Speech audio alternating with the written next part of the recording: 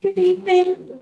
Hello everyone, thank you so much for coming. We're really glad to have you. I'm Youdan, Executive Director of the IMA, and it's our pleasure to welcome our guests, and in particular David Youdan, who's with us, who succeeded into the role, and David was with the IMA for 19 years. Leading the organisation, and to honour David and all that commitment he made, a decision was made by council that a new medal should be created in his honour, and for others who provide such an important service to the IMA. So we are now in our second rendition of the award, and so this evening we're very delighted to welcome Champneys, who will be giving a talk, and also have our inaugural winner as well, Nigel Steele. So it's a really lovely evening, especially because obviously with the pandemic we had lots of impact on how we could make these awards, and we thought it was really important to bring people together. So I'm not going to spend any more time. I just want to now hand over to David, who's going to do the full presentation to Alan, who is the recipient of the 2024 medal, and then it will be over to Alan to make this special talk. Thank you very much.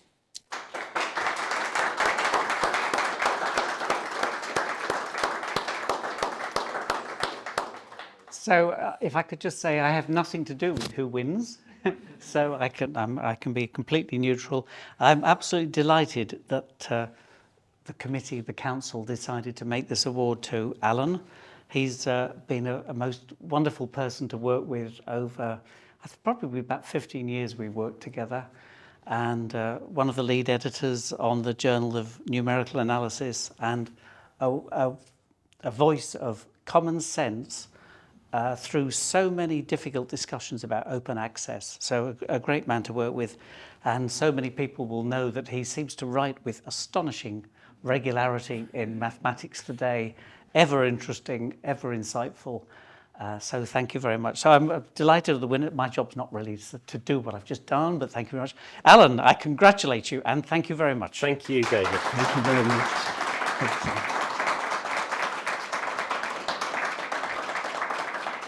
That's in your hand, not mine. Wow, look at that. That's incredible. I'll sit down. Over to you.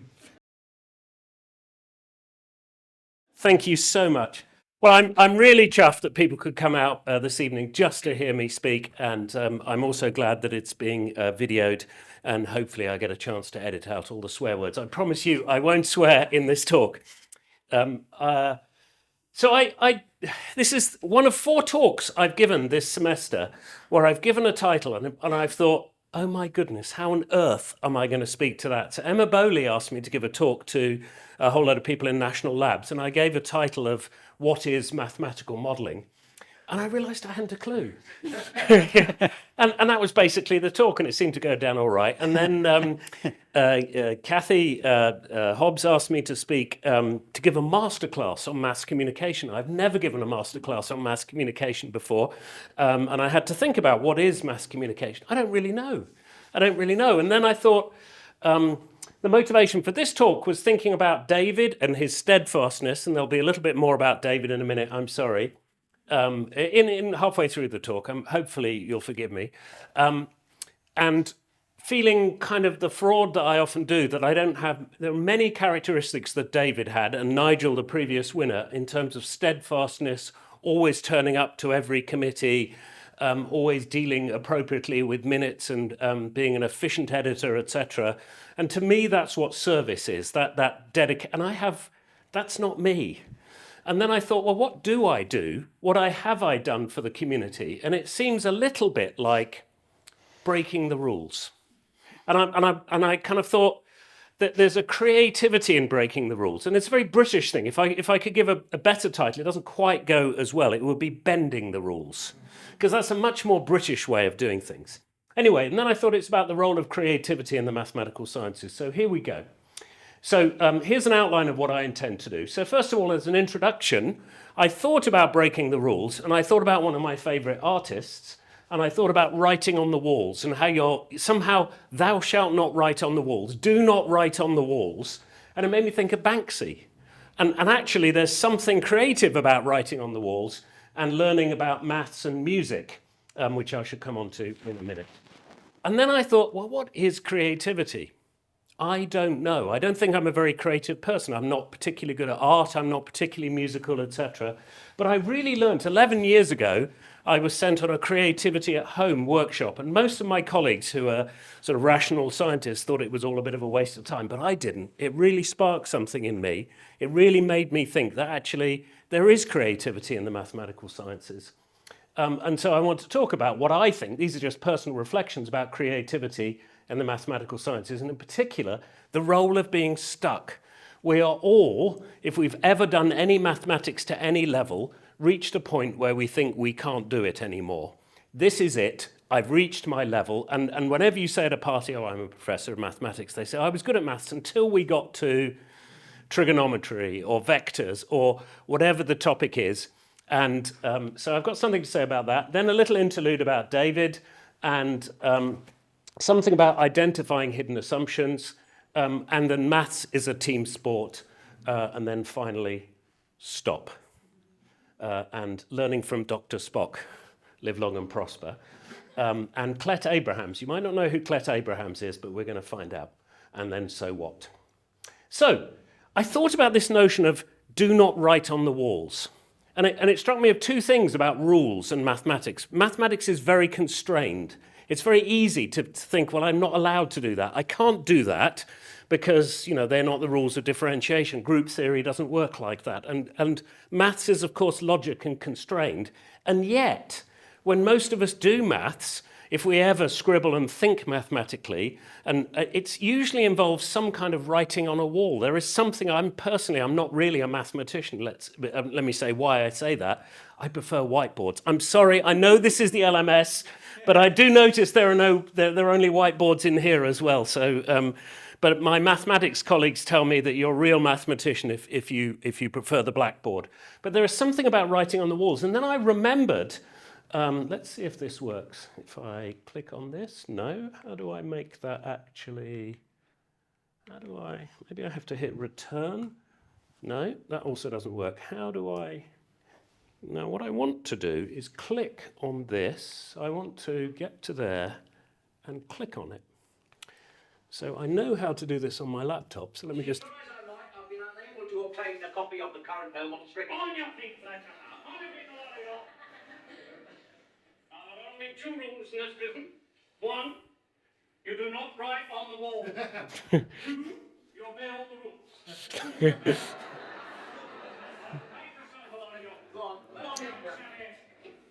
And that was one of my favourite clips from the great Ronnie Barker in the Dick Clement and Ian LaFrancis oft-repeated sitcom Porridge. There are only two rules in this prison. Do not write on the walls and obey all the rules. And there's something about breaking the rules that involves, I should not make a mess on this wall. Oh, what the heck, I'm going to do it anyway.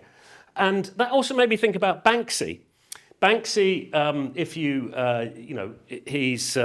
his name apparently came from a corruption of his first name, and I won't say any more because it is a closely guarded secret who Banksy is, but apparently it's a pun on something to do with armed robberies, not that they necessarily need a gun in them. If you happen to know who his real name is, you'll know why I said that. This is close to my office, and this is just a joke, essentially. And it's on the side of a sexual health clinic, and it shows a well-known trope. It's an obvious cartoon of what's going on there, of a man looking for the person he suspects, and the wife being all innocent whilst the naked lover is hanging from the window. This appeared more or less 10 years later, I think it was about 10 years ago, on the wall of a youth club in North Bristol, where Banksy is said to have frequented as a teenager. And this is called Mobile Lovers. And I really like the way this is a play on how we all are, staring at each other's face, but actually looking past at our phones. And the interesting thing about this one is the owners of the youth club, it was painted on a door. And they were it was authenticated by Banksy. They're very easily able to remove it and sell it to a private donor for a 6 or 7 figure sum, which has funded that youth club in perpetuity. Here's a couple more. And what I like about these is their simplicity. If you look at the flower thrower, this is one of the ones that appeared on on the wall that separates Palestine from the Jewish state in the disputed occupied territories. And it's a powerful image, and it's a powerful image because it's simple. It's the idea of rebellion. It's the idea of somebody, somebody rebelling, and yet they're rebelling in something peaceful. And this appeared on a London gallery, not too far from here, I think, in North London, and it's something about poverty. It's something about the maid, and this was based on a maid that he met, he encountered while staying in a hotel in Los Angeles. But there's something about his creativity that has simplicity, for one thing, and then there's something about juxtaposition. There's a juxtaposition here of terrorism and peace, or protest and peace, and you immediately see what it is. And there's something about subversion in a good way. And I want you to hold on to those three words, because I think those three words are instrumental in what we talk about when we talk about creativity. But wait, that's all well and good. Maths is not like that, is it? Maths is about following the rules. And here's one of the simplest theorems I could find on the internet when you type maths theorem. Actually, it was it doesn't matter where it was from. If n is an even integer, a definition of what an even integer is, then a statement that if n is an even integer, so is n squared. And I think even Richard Pinch, with his expert in number theory, could probably prove this. This is a nice, simple proof. But the anatomy of a proof, if you like, has a certain rhythm and structure to it. It has this notion of preliminaries, notation, definitions, statements. It has arguments when you get to the proof. So the statement, the setting the thing up, the arguments, the constructions, the lemmas.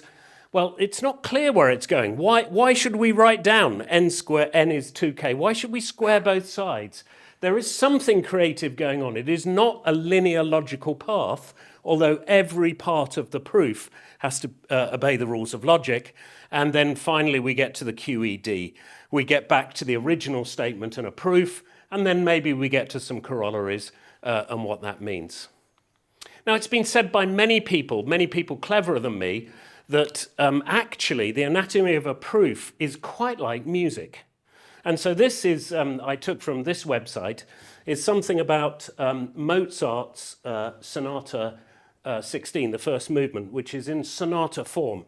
And it has a theme, an opening theme. Can I do this upside down? Yes, just about.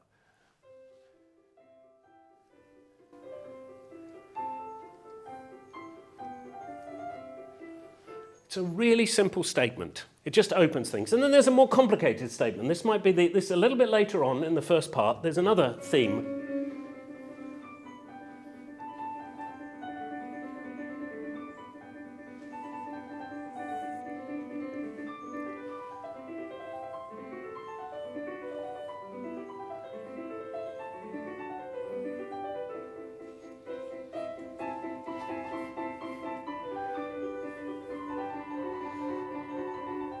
Bit more complicated. So maybe the statement of the theorem after the initial definitions is a bit more complicated. And then we get the development. So sonata form then has the development.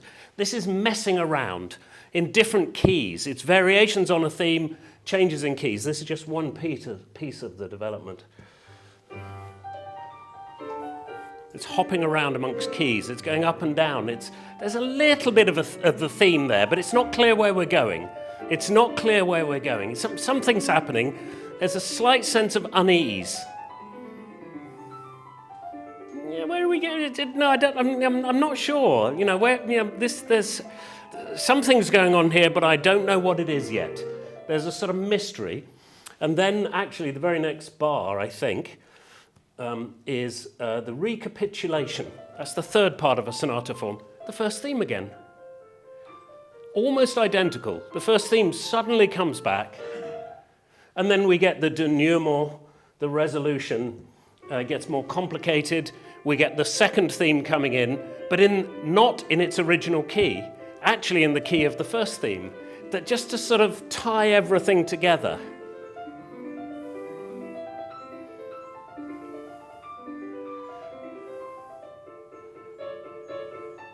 I don't know why this music is going backwards, by the way. That's just the way that the Mac just chose to display the file. Q, E, D. Oh, did you see? It leaves you just wanting a little bit more, like the best theorems do. They leave you wondering what corollaries there are. Now, here's really stretching the analogy. If classical music is like pure mathematics, I claim pop music is like applied mathematics. And to prove that, Leonard Cohen, I claim, is talking about asymptotic analysis here. This is not Leonard Cohen singing, this is Rutherford. So he's talking about the perfect solution. He's talking about it's the perfect solution. And it's the proof from the book, if you like. But we don't care for rigor. We don't care for rigor. Instead, we're going to make an approximation. The fourth order approximation, the fifth order approximation, and then finally, happiness. We've solved the problem. So I think Leonard Cohen was actually talking about applied mathematics, if Mozart was talking about pure mathematics. I digest. But remember, what I've been talking about is presenting mathematics and presenting music.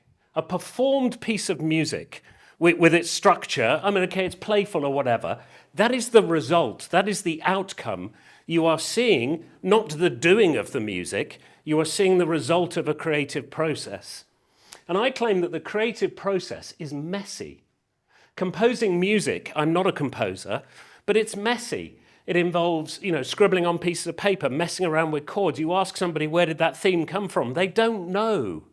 And I claim often, not always, because maths has logic to it, when we do maths, when we're actually stuck and pulling our hair out and trying, whether that's in primary school or as a researcher in higher level mathematics, it's a similar thing.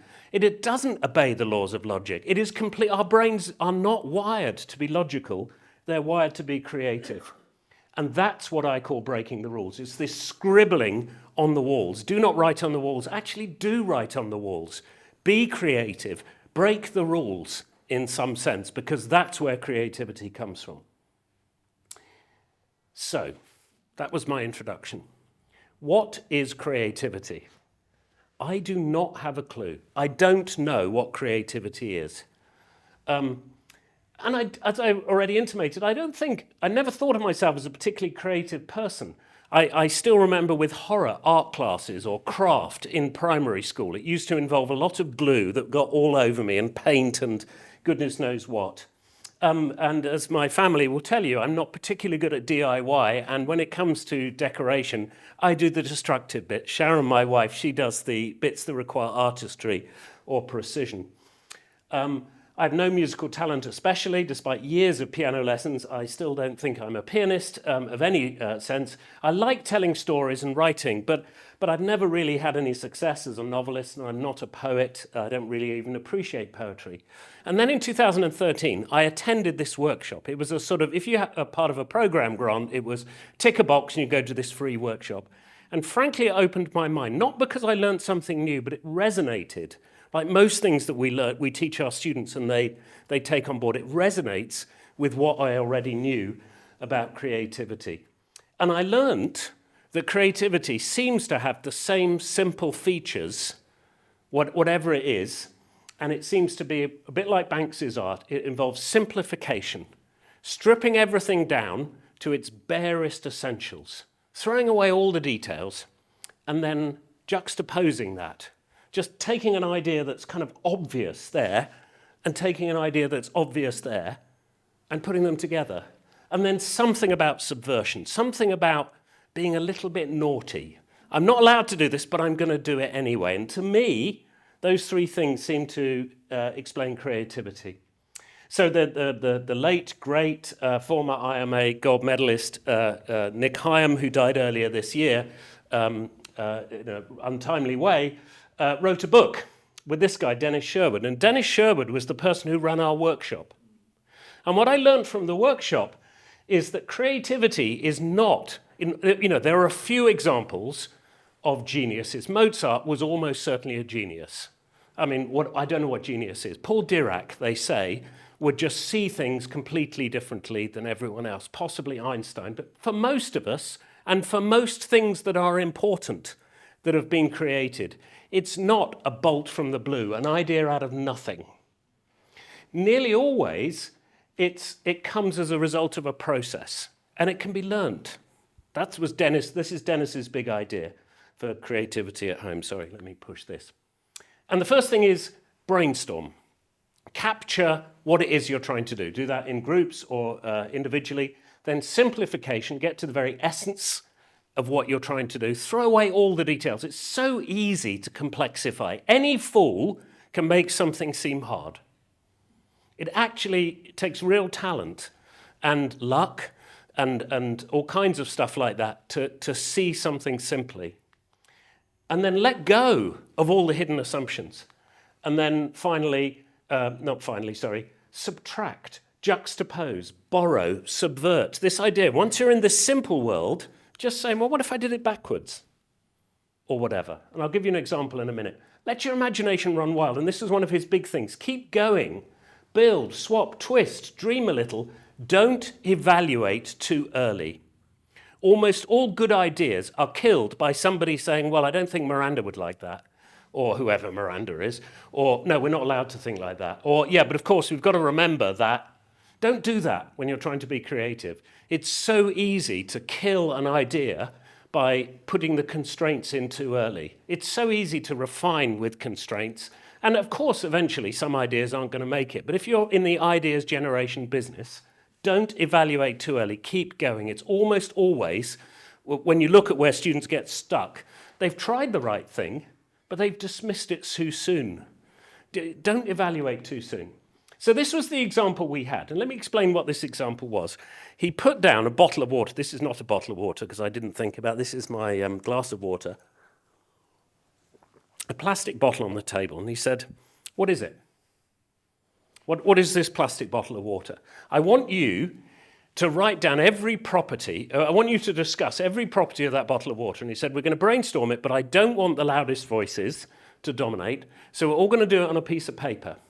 You're all going to write down on a piece of paper the properties of this water. I love this sort of thing. It's like a competition. I thought, right, I bet my list is going to be longer than the others. It's about 35 centimeters. It's got a blue cap. It's got various ridges. It varies in width, probably between 15 centimeters and 12. It's made of semi-translucent packaging. It's got a label on it. And I filled at least a page and a half. And eventually everyone stopped writing. He said, okay, now we're going to start wondering what everyone's said, and we're going to put that together. But we're not going to do it by going to Alan or David or whoever. We're going to go around the room, and everyone just give one property, just one, from their list. And we'll go around the room until we've exhausted all of the properties of this bottle of water. And so we had this huge list. And, all kinds of things I hadn't thought of. What's the contents of the water? How pure is it? Where was it from? Etc. And he said, right, now I want you to get the essence. You've all skirted round the edge and described peripheral things. What is this? And eventually, with some discussion, we got to 4 words. We drink it. 3 words, sorry, I can't, I don't do maths. we drink it. And he said, that's a fantastic example of, at least in the UK, a needless product. A product that was invented by, marketing people or whatever, because most of the stuff that comes out of your tap is good. It preys on your insecurities about what comes out of the tap. It preys on the convenience. He said, now what I want you to do, in 2 groups, I want you to invent a new, you see, this is what happens if we don't plug in. This will come back, this will. Yes. I want you to take one of those words away, either the we or the drink. And then I just want you to free associate. So one of the groups came up with, well, if we don't drink it, who else drinks it? Other countries, other nations? Well, maybe that's not what's meant. Well, what else consumes water? Animals, you're not going to waste, your best bottled water on your pooch or in the farm or in the zoo or whatever. And then we thought, well, how could we market this? And we came up with this fantastic idea of the Kensington dog owner who doesn't want their dog drinking out of any old bottle of water, you know, sitting outside the nice cafe that, you know, the hoi polloi had been drinking out of. And we came out with this perfect plastic bottle with this ergonomic dog lap cap that you could sort of have it such that only the chip that's inside your, you know, it was amazing. Just taking that one word "we" out of it. And then the other group took drink out of it. If you don't drink water, what are you going to do with it? Well, you could throw it down the drain, you could wash with it, but you're not hardly going to have a shower out of bottled water, are you? But are there any circumstances where you might want to use, you know, the pure water? And we thought, well, you know, when somebody's ill or sick, or babies. We've all been babies once. And then we imagined this sort of marketing ploy of sort of mum, as my daughter was telling me I used to do, she was cleaning my jacket earlier, I used to clean her face by spitting on my hand. And, you know, parents do it. We've all seen it, right? So wouldn't it be better to have the pure water, the yummy mummy with her, or yummy daddy these days as well, with their baby bag, has this bottle of fantastic ergonomic pure water that they can wash their... Just by doing that creative process, we came up with 2 hypothetical products. Just by saying, what is it? Taking everything away, twisting it. Now, he then warned us. He said, that's easy. That's easy when you're doing it with bottled water. It's much harder when you do it with your day job. Because your day job is filled with all those hidden assumptions, all those constraints, some of which are real, but some of which are not. Some of which are just sort of baggage that we're sitting on. It actually became quite hard. And it made me think about creativity in the mathematical sciences. And I'm going to ask you to do something. If you have a piece of paper and a pen, take your piece of paper and pen. If you don't, just do it in your mind or on some app on your phone. It's a really simple exercise. It couldn't be simpler. All I want you to do is draw something. I want you to draw something. What I want you to do, and I'm saying it mathematically, but it doesn't really matter. Take this piece of paper, either physically or in your imagination, draw a simple set of x, y axes. Just draw an x, y axis and label them x and f of x. Okay? Yeah, I don't have a pen either. Imagine, you can do it in your imagination. Think of the shape and then freehand sketch any old mathematical function. I don't care what it is. The graph of some mathematical function. Just sketch some function. Lecture 1 on calculus or function theory, you just need to sketch a function, okay? Any old mathematical function, and we're going to return to that later. Okay? That's all I've asked you to do. Very simple exercise. Now, here's just changing topic slightly. I came upon this and I thought about what it is to be stuck in mathematics and how we all fear being stuck. And actually, that's a lot of our maths anxiety, whether that's, maths anxiety amongst some learners at school really causes severe problems. And it's this fear of being stuck, of being stupid, of I just don't get it. She gets it, or he gets it, but I don't. I'm stuck. And I discovered this author. I'd not come across him before, Ben Orlin. He has a lovely blog and these books. The first book is called Maths with Bad Drawing. He's American, so it's called Math with Bad Drawing. And one of his blogs, he describes how he got a chance to appear at a press conference with Andrew Wiles, a famous Andrew Wiles who proved Fermat's last theorem. And he got to ask him a question. He said, how do you motivate what you do to the general public, what it is to be a professional mathematician? And he said, I could summarize, this is Ben Orlin speaking, I could summarize his response in 5 words, 1, 2, 3, 4, 5, 6 words. You see, I told you I couldn't count. Embrace the state of being stuck. And Andrew Wiles went on, he said, for us mathematicians, it's not that we're any different from anyone else. There isn't a breed of person called mathematician. And I don't like that elitism that says, she's a mathematician, he's not a mathematician or whatever. We're actually just like other people. We're not any different from anyone who struggles with maths problems in 3rd grade. We're just prepared to handle that struggle on a much larger scale. We recognize that being stuck is the fundamental state of doing mathematics. If you're not stuck, the maths is done. You're not doing maths. And actually that idea that we're given, well, you're stupid if you don't get it. You're stupid if you can't write or the answer down immediately and follow the rule or whatever. Actually, that's not what maths is about. Maths is really about being stuck most of the time and learning to accept that feeling and be humble with that feeling. That was Andrew Wiles, possibly the most celebrated and successful living mathematician, said it's important to be stuck. And then I also thought of something else. I also thought it's really important to not have linear thinking, to actually lose your train of thought, to wander off in some wild direction that isn't the main line of what you know, this is again being naughty. You know, I am training you, you must think like this. But actually, I'm not. My mind goes off over here.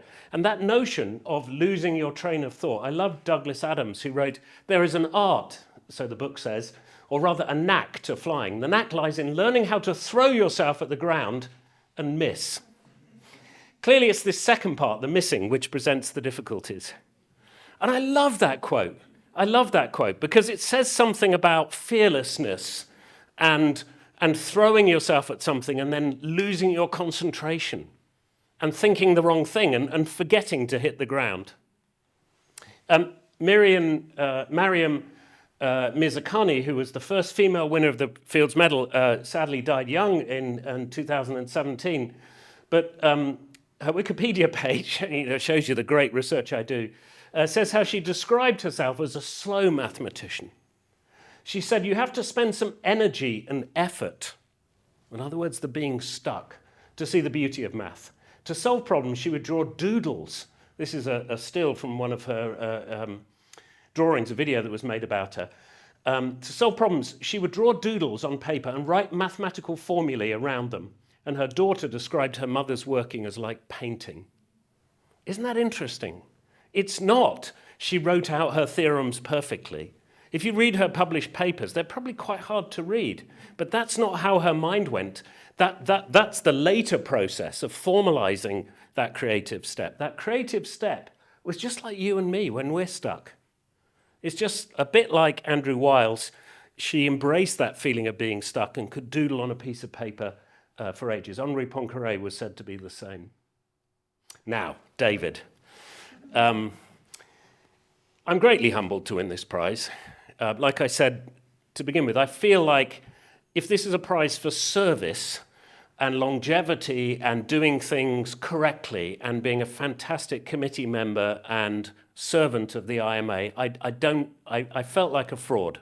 Because I thought of many of David's attributes, how David, brought this society from where it was to more or less what it is today. Ros has taken over and really brought it into the world of something successful. And he did that, I claim, through his remarkable personal qualities, which I realize are very not like mine.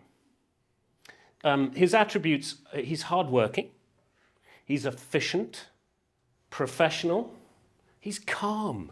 Have you ever seen David stressed or apparently stressed? We haven't. Maybe at home you have, but we haven't. He's a mediator. David was that calm person in the room who, where there's warring factions or whatever, or people shooting their mouths off, or neurodiverse mathematicians looking at somebody else's shoes, or whatever, he's cautious, balanced, simplicity personified, I would say, David. He has a deep understanding of human nature. He understands different personalities in the room, and with his calm, persuasive charm and etiquette can enable the right thing to happen for the IMA. So I think we should give David a round of applause, please.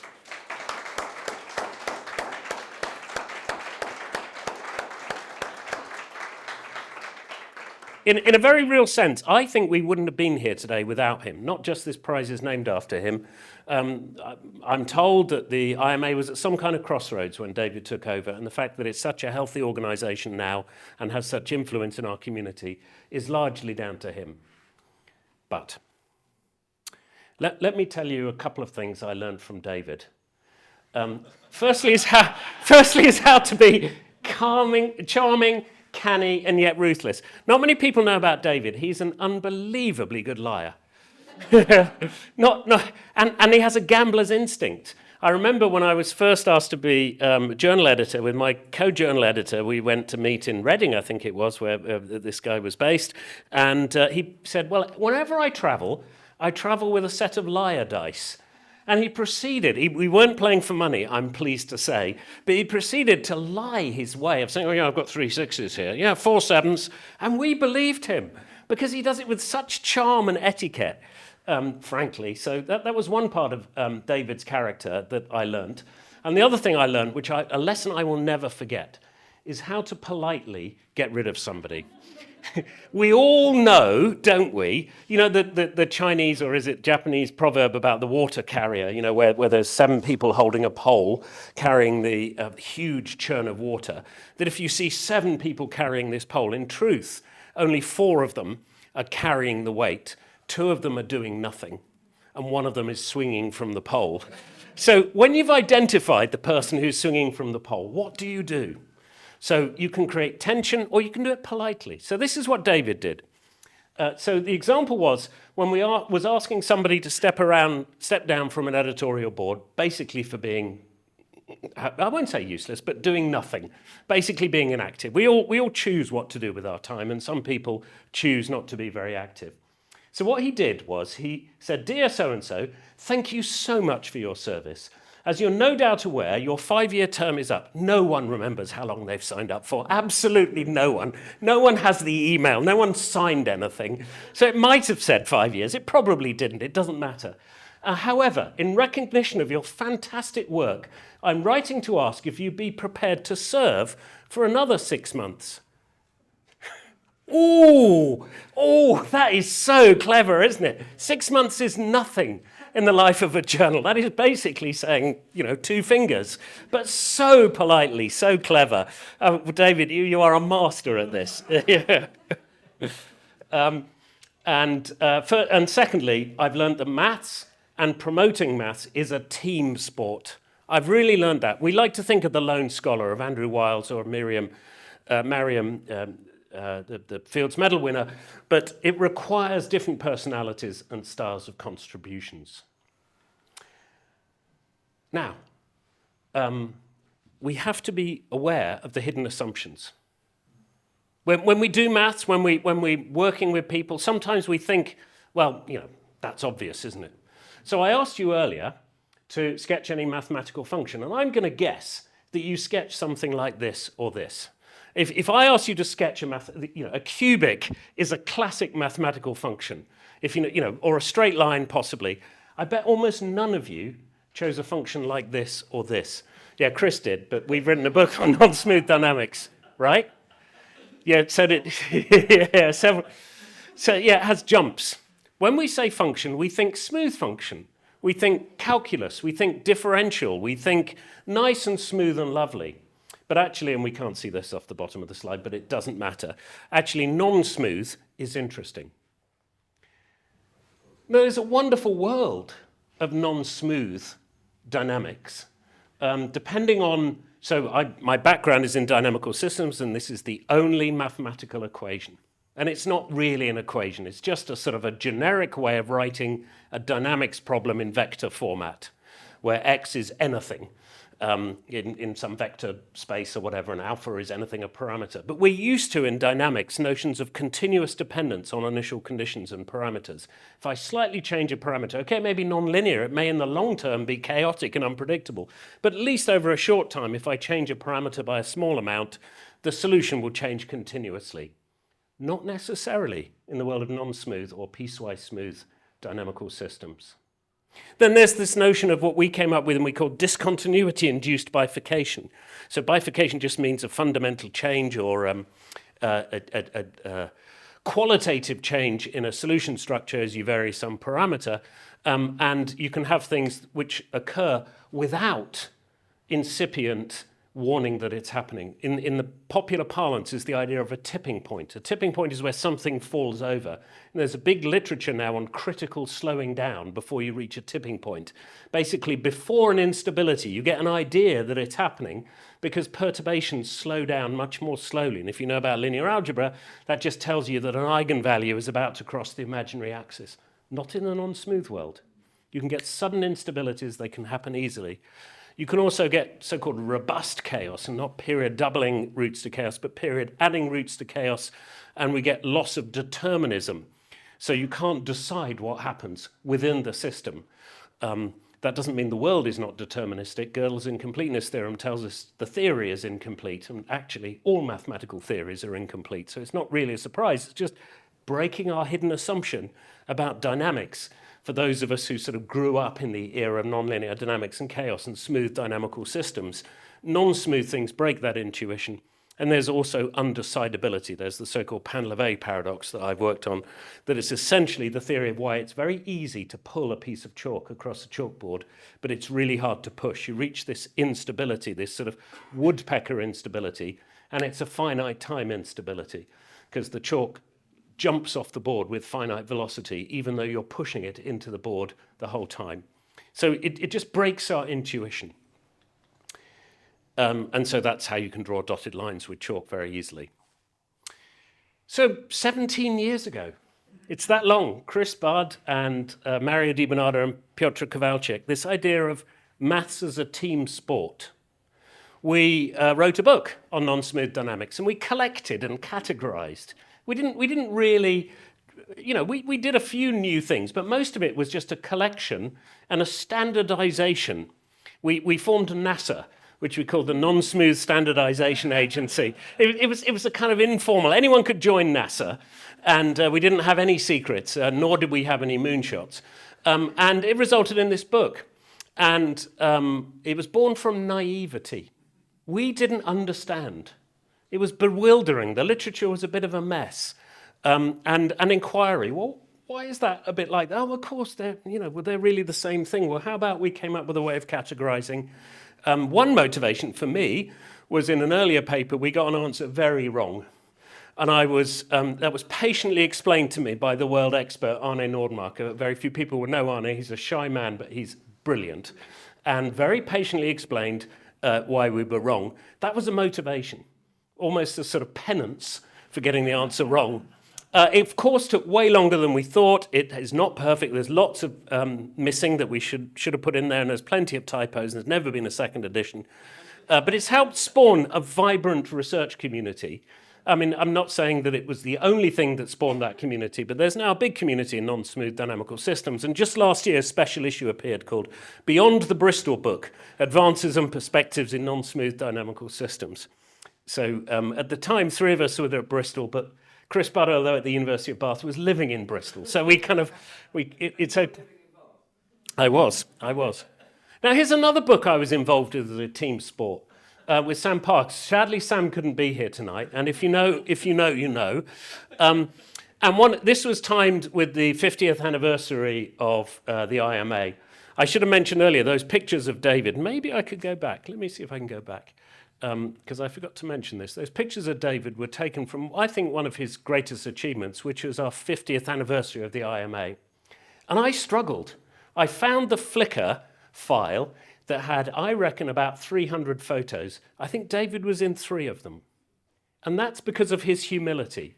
And this was one of him presenting a prize at the Royal Society where we had the event. And now I want you to contrast these 2 pictures here.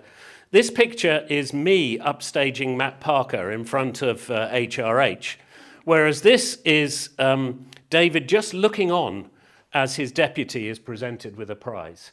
David doesn't seek the limelight. There aren't many. I'm so glad this prize is named after him, because actually David was often the background figure who made things happen. And that is something that we need in any organization and any society, people who make things happen, not the big I ams who stand up and say how wonderful they are. And that's, again, about us being a team sport. So I'm nearly there. So this was, for that, a number of us helped Sam Park write this book 50 Visions of Mathematics. It has 50 separate authors and articles about visions of maths. It has 50 images of maths, and then not quite 50 versions of Pythagoras' theorem, each of which, this was Paul Glendinnings's idea, is written in a different literary style. Chris wrote some fantastic ones, but here's one that I wrote that I kind of like. I'm sorry. It's a romance novel. She wanted to avoid the love triangle, but what could she do? Taking one more glance at Pythagoras, his sturdy Greek frame, she knew he was Mr. Right. He had her number. It all added up, but what was it? A feeling of unease. He seemed just too wholesome, predictable, almost square.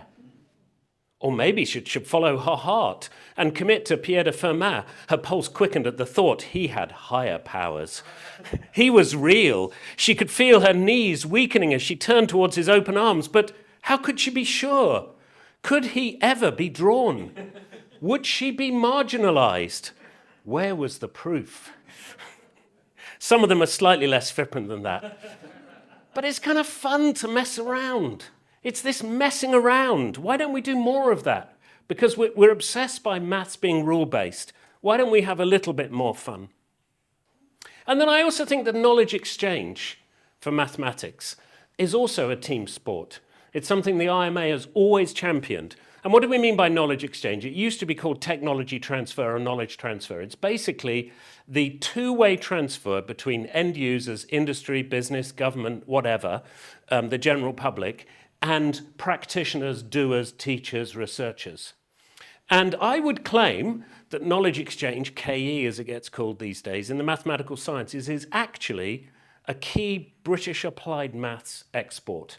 And we should actually be proud of that. We're seen as the nation that brought the idea of the study group. In fact, it was Oxford, Alan Taylor and Leslie Fox and John Ockenden, amongst others, I think it started the year after I was born, in the late 1960s. I wasn't there, I should say. And those grew into what is now the European study groups of the industry, of which there have been almost 200, and the model has been copied all over the world. And I really like the team ethos. I'm a late convert to such things. There are others in the room who have engaged in such activities. If you don't know what the study group format is, there are many others and it's been copied. Hackathons are a much more recent invention. It's a conference with only two fixed points. The Monday, when problems are presented, and the Friday, when the solutions are presented. Everything else is unscheduled. Every problem has a room. Anyone can walk into the room. And there's a strict etiquette from the PhD students who do all the work down to the full professors who get it wrong all the time and just generally get in the way. And there's a phrase that I coined, which I really like, because to me it sums up the spirit of knowledge exchange. It's what I call mutual assured ignorance. You don't go into the room as the expert. You say, look, I'm sorry, I haven't a clue what you're talking about. And then the other person says, oh, good, I don't know what you're talking about. Great. Now we can have some fun and do something together because we can be honest. That became the Bond Review. David Abrahams was instrumental in that, as were a number of us. It was a team ethic. That became VChems during the pandemic. The virtual knowledge exchange in the mathematical sciences is still going, and that was more to do with societal problems and getting early career mathematicians.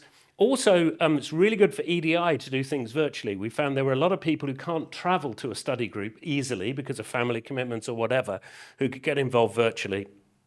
And now there is the KE Hub, which has its second annual meeting, the Knowledge Exchange Hub, that a number of us are deeply involved in, that claims to be the one umbrella for all of these things and something that can really, as an outcome of the Bond Review, make knowledge exchange and make mathematics punch its weight in business, industry and government like I think it should do in making a difference. So finally, creativity can feel like a big whirl. And I know I'm one of those sort of eclectic people who I'm learning the power of saying no. I'm learning the power of not doing. And actually, if you think of Zen and you think of mindfulness and you think of how we all have to manage our inner demons, and I know about that one and I think we all do, there is a liberation in deciding not to do, in knowing when to stop. And so this is the art of Clet Abrahams. He's a Frenchman who works in the city of Florence, And what he does is he takes stop signs, and he has two rules with the stop signs. One is it should always be recognizable from a distance as a stop sign. And the second is that if anyone objects, it's all done with stickers and you can just peel them off. But with that, he's unbelievably creative. So we have this, deeply thoughtful one of a person in the stocks. Then we have somebody kindly opening a door. We have the person sitting down to their solo dinner, all made out of a stop sign. Stop is not giving up. Sometimes we think of, the word stop, I'm not going to do this. That's giving up, I'm quitting. It's also not pause. Pause has a connotation of, I'm going to take a break, then I'm going to go back exactly as it was before. Stop, I think, is somewhere in between, and I think it's a key part of the creative process. We don't know how long we're going to stop for. It's the cessation of a struggle, a change of perspective. It's like saying, I'm not going to do this like this anymore. I don't know what I am going to do, but I'm just going to stop. And it seems to me that almost always in creativity, that is important. There's a struggle, and then there's a stop.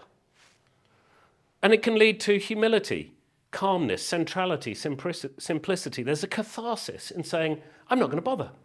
I'm not going to do this. And actually, that is so liberating. That feeling can be a very creative feeling, I think. Simplicity, as I mentioned earlier in maths, is really what it's all about, I think. I don't think, any fool, of course there are very hard problems in maths, of course there are problems that require really complex notation, really high-level concepts, but most things that when you read a little bit and when you think of what you've done or what you've been involved with, they are the simplest thing. I remember talking to Bernard Silverman, who was Chief Scientific Advisor in the Home Office, and he said the thing that he was most proud of was in a meeting with the minister, just being able to do a very quick mental arithmetic in his head. And that was the most influential thing that he did. Now, I'm not saying that mental arithmetic is always what's necessary, and I may have misquoted him, I'm sorry if I did, but simplicity is often what it's about, and it's a gift. Maybe that's where creativity comes from. I don't know. I also like, it's not Mr. Spock, it's Dr. Benjamin Spock. He was influential in the 1940s, 50s, and 60s. He revolutionized childcare. From the Victorian era, he was American, going into the New World, etc., was this idea of childcare being very regimented. And he was the first one to say, actually, babies are different. Also, we've survived for years without a regimented view on childcare. So the very first line of his book, I love it. It says, trust yourself. You know more than you think you do. We're full of all this baggage that says, I can't do this, I'm stuck, the rules don't allow me to do it. And somehow, creativity, to me, almost feels naughty. It almost feels like, I'm not allowed to do this, I'm not supposed to think this, but I'm going to do it anyway. And I kind of felt a bit like that with this talk. I didn't know what I was going to talk about, and I thought after I wrote it, oh, that's a bit risky, isn't it? And that, I think, is where creativity comes from. So, I've just about finished. So what? Here are some take-home messages. To be creative in any discipline, in any walk of life, but particularly in the mathematical sciences, where we can be stuck into this rut of logical thinking, of beating ourselves up about what we can't do, be like Banksy. Break the rules. Go on, you have my permission. Just a little bit, just a tiny bit, break the rules. Just mentally break the rules. Be like Dennis Sherwood, the person who did the creativity at home. Remember, creativity is a process. It's a process of simplification, juxtaposition, and subversion to lead to something new. It's nearly always something borrowed. There's very rarely is creativity a brand new thing. He once described it, as I recall, as taking two ideas, each of which is obvious in their own context, and putting them together and giving them a twist. That's usually where creativity, that Banksy's art is full of that. Be like Andrew Wiles. Accept the state of being stuck. It's okay to not know. It's okay to be confused. It's okay to feel a fool, to feel humble, to feel disgusted, almost depressed that you can't do it. That's okay. That feeling, we're designed, we will all get eaten if we're really not sure how to fight this lion. We're not programmed as human beings necessarily to like that feeling of not knowing, not being able to do, etc. But if you want to be creative in the mathematical sciences, accept it. It's okay. Be like Miriam Masikani, expend energy and effort on your doodles. You may think you're wasting your time, but actually you're being creative. I sometimes have my best ideas in the shower or in airport departure lounges or whatever. Just when my mind is doodling or when I'm scribbling on a piece of paper. Be like David Youdan. Realise that maths and the promotion of maths is a team sport. We often think maths is individual. At school, it's very much, she got better marks than me.